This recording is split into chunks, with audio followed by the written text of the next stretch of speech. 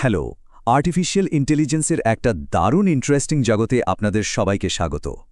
আজ আমরা দেখব কিভাবে একটা এআই কোনো মানুষের সাহায্য ছাড়াই শুধুমাত্র নিজের অভিজ্ঞতা থেকে কাজ করতে শেখে, অনেকটা আমাদের মতোই।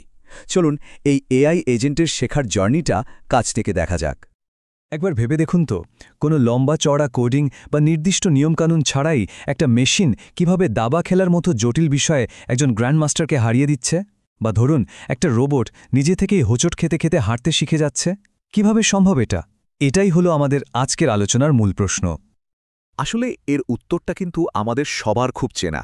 ঠিক যেমন আমরা ছোটবেলায় সাইকেল চালানো শিখি, বারবার চেষ্টা করি, ভুল করি, পড়ে যাই, আবার উঠে দাঁড়াই, আর যখন সফল হই তখন একটা দারুণ আনন্দ হয়। মেশিনও কিন্তু ঠিক এইভাবেই শেখে, ট্রায়াল এরর এবং রিওয়ার্ড বা পানিশমেন্টের মাধ্যমে। বেশ, তাহলে এই শেখার গভীরে যাওয়া যাক। আমাদের এআই এজেন্ট শেখা শুরু করার আগে এটা বোঝা খুব দরকার যে ও কোন জগতে কাজ করছে আর সেখানকার নিয়মকানুনগুলোই বা কী। এই স্লাইডটা কিন্তু খুব গুরুত্বপূর্ণ, কারণ রেইনফোর্সমেন্ট লার্নিংয়ের পুরো ভিত্তিটাই দাঁড়িয়ে আছে এই 5টা জিনিসের ওপর। চলুন আমাদের প্রিয় পাড়ার ক্রিকেট দিয়ে ব্যাপারটা জলের মতো সহজ করে ফেলি। এজেন্ট হলো আমাদের ব্যাটসম্যান যে মাঠের ডিসিশন নিচ্ছে। এনভায়রনমেন্ট হলো পুরো ক্রিকেট মাঠটা যেখানে খেলা চলছে। স্টেট মানে খেলার ওই মুহূর্তের পরিস্থিতিটা, বোলার দৌড় শুরু করেছে, ফিল্ডাররা কে কোথায় দাঁড়িয়ে আছে, ব্যাটসম্যান যে শটটা খেলল, ধরুন একটা কভার ড্রাইভ, ওটাই হলো তার অ্যাকশন। আর ফল 4 রান হলে সেটা পজিটিভ রিওয়ার্ড, আর আউট হয়ে গেলে নেগেটিভ। দেখলেন তো, এই কঠিন কনসেপ্টগুলো আসলে আমাদের খেলার মাঠেই লুকিয়ে আছে। তো আমাদের এজেন্টের ট্রেনিংয়ের প্রথম ধাপে আসা যাক। এই ধাপে এজেন্ট নিজে কিচ্ছু করবে না, শুধু একজন এক্সপার্টকে দেখে শিখবে। টেকনিক্যালি এটাকে বলা হয় প্যাসিভ রিইনফোর্সমেন্ট লার্নিং। দেখুন, শেখার দুটো প্রধান রাস্তা আছে। একটা হলো প্যাসিভ, মানে শুধু দেখা, আর অন্যটা হলো অ্যাক্টিভ, মানে নিজে করে শেখা। আমরা প্রথমে এই প্যাসিভ বা দেখে শেখার দিকটা নিয়েই কথা বলবো।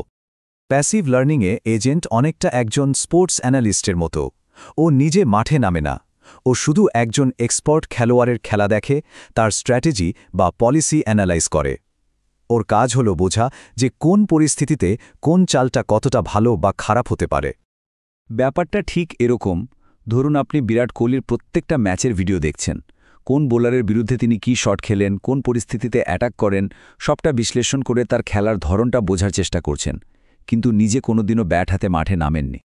তাহলে এবার বলুন তো, যখন কোনো এজেন্ট নিজে না খেলে শুধু একজন এক্সপার্টকে দেখে তার স্ট্র্যাটেজি বোঝার চেষ্টা করে, সেই শিক্ষাকে কি বলা হয়? শুধু খেলা দেখে তো আর সচিন টেন্ডুলকার হওয়া যায় না, তাই না? এবার আমাদের এজেন্টকে মাঠে নামতে হবে। এবার সে আর দর্শক নয়, এবার সে নিজে খেলবে, নিজে শিখবে। চলুন আবার আমাদের ওই তুলনার স্লাইডটাতে ফেরা যাক। এবার আমাদের ফোকাস হলো ডান দিকের অংশটা, মানে অ্যাক্টিভ লার্নিং। এখানে এজেন্ট আর দর্শক নয়, সে নিজেই প্লেয়ার। অ্যাক্টিভ লার্নিংয়ে এজেন্ট নিজেই মাঠে নেমে পড়ে। সে পুরো পরিবেশটা নিজে এক্সপ্লোর করে, বিভিন্ন চাল চেষ্টা করে, আর তার ফলাফলের মানে পুরস্কার বা শাস্তির ওপর ভিত্তি করে শেখে। এভাবেই ও ধীরে ধীরে নিজের জেতার কৌশল বা বেস্ট পলিসি তৈরি করে ফেলে। এর সবচেয়ে ভালো উদাহরণ হল নেট প্র্যাকটিস। শুধু কোহলির ভিডিও না দেখে আপনি নিজে নেটে ব্যাট করতে নামলেন, বিভিন্ন শট ট্রাই করলেন, কিছু বলে আউট হলেন, কিছু বলে 4 মারলেন, আর এই অভিজ্ঞতা থেকে পরের বলটা আরও ভালোভাবে খেলার জন্য নিজেকে তৈরি করলেন। এটাই অ্যাক্টিভ লার্নিং। তাহলে এই দেখে শেখা অর্থাৎ প্যাসিভ লার্নিং আর করে শেখা মানে অ্যাক্টিভ লার্নিংয়ের মধ্যে আসল পার্থক্যটা কি? কিন্তু এই যে এজেন্ট নিজে থেকে শিখছে, সিদ্ধান্ত নিচ্ছে, এর পেছনের আসল কৌশলটা কি? কিভাবে ও বোঝে যে কোনটা ভালো চাল আর কোনটা খারাপ? এখানেই আসছে কিউ লার্নিং, যা হলো এজেন্টের ব্রেনের মতো। কিউ লার্নিং হল অ্যাক্টিভ রিইনফোর্সমেন্ট লার্নিংয়ের একটা খুবই পাওয়ারফুল অ্যালগোরিদম। এটা এজেন্টকে একটা চিট শিট বা নোটবুক বানাতে সাহায্য করে, যার নাম কিউ টেবল। এই টেবিলে লেখা থাকে কোনো একটা নির্দিষ্ট অবস্থায় কোনো একটা বিশেষ কাজ করলে ভবিষ্যতে সর্বোচ্চ কতটা রিওয়ার্ড পাওয়া যেতে পারে। এই দেখুন একটা সহজ কিউ টেবল। ভাবুন এটা এজেন্টের নোটবুক। এখানে লেখা আছে খেলার শুরুতে বাঁ দিকে গেলে 10 পয়েন্ট আর ডান দিকে গেলে 5 পয়েন্ট পাওয়ার সম্ভাবনা, কিন্তু লক্ষ্যের কাছাকাছি পৌঁছে ডান দিকে গেলে সরাসরি 100 পয়েন্ট। এই টেবিলটা দেখেই এজেন্ট তার পরের সেরা চালটা বেছে নেয়।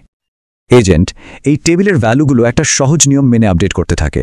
জটিল গণিতে না গিয়ে চলুন এটাকে একটা সহজ কথায় মনে রাখি। নতুন মান ইজ ইকুয়াল টু পুরনো মান প্লাস ইনস্ট্যান্ট রিওয়ার্ড, আর ভবিষ্যতের সেরা সম্ভাবনার যোগফল থেকে পুরনো মান বাদ দিলে যা হয়। প্রত্যেক অভিজ্ঞতার সাথে সাথে এই টেবিলটা আরও নিখুঁত হতে থাকে। বেশ, থিওরি তো অনেক হলো, আমাদের এজেন্ট এখন ট্রেনিং নিয়ে একেবারে তৈরি। চলুন দেখি রিয়েল লাইফে, বিশেষ করে ইঞ্জিনিয়ারিংয়ের জগতে এই জ্ঞানটা কিভাবে কাজে লাগছে। এর ব্যবহার কিন্তু অসাধারণ। জোম্যাটো বা সুইগির জন্য সবচেয়ে ফাস্ট ডেলিভারি রুট খুঁজে বের করা, কারখানার রোবোটিক আর্মকে নিখুঁতভাবে কাজ শেখানো, ভিডিও গেমের এআইকে আরও স্মার্ট আর অ্যাডাপটিভ করে তোলা, এমনকি ট্রাফিক জ্যাম কমানোর জন্য ডাইনামিক ট্রাফিক সিগন্যাল কন্ট্রোল করা, এই সব কিছুর পেছনে কিন্তু রিইনফোর্সমেন্ট লার্নিং রয়েছে। সবটা শোনার পর এবার একটু ভাবুন তো, প্যাসিভ আর অ্যাক্টিভ লার্নিংয়ের মধ্যে কোনটা বেশি শক্তিশালী, আর তার কারণটাই বাকি। এতক্ষণ আমরা যা কিছু আলোচনা করলাম, এটা কিন্তু শুধু একটা একাডেমিক টপিক নয়, এটা বলতে পারেন আপনাদের ভবিষ্যতে চাবিকাঠি। রিইনফোর্সমেন্ট লার্নিং শুধু একটা থিওরি নয়, এটা হলো অ্যাডাপটিভ এআই এর একেবারে কোর কনসেপ্ট। এটা বোঝা মানে আপনারা এমন সিস্টেম তৈরি করতে পারবেন যা শুধু দেওয়া নির্দেশ পালন করে না, বরং পরিবেশ থেকে নিজে শেখে এবং সময়ের সাথে নিজেকে আরও উন্নত করে তোলে। ভাবুন তো, ফ্যাক্টরি থেকে শুরু করে ফিন্যান্স পর্যন্ত এমন সিস্টেম যা নিজে নিজেই বেটার হতে পারে। এই ভবিষ্যৎটা কোনো বইতে লেখা নেই, এই ভবিষ্যৎ আপনারাই নিজেদের হাতে তৈরি করবেন। শেষ করার আগে একটা প্রশ্ন রেখে যাই, আপনাদের কি মনে হয় ভবিষ্যতে মেশিনরা আর কি কি অবিশ্বাস্য কাজ কোনো মানুষের সাহায্য ছাড়াই সম্পূর্ণ নিজে থেকে শিখে নিতে পারবে? ভাবুন, কারণ সেই ভবিষ্যৎটা কিন্তু আপনাদের হাতেই তৈরি হবে।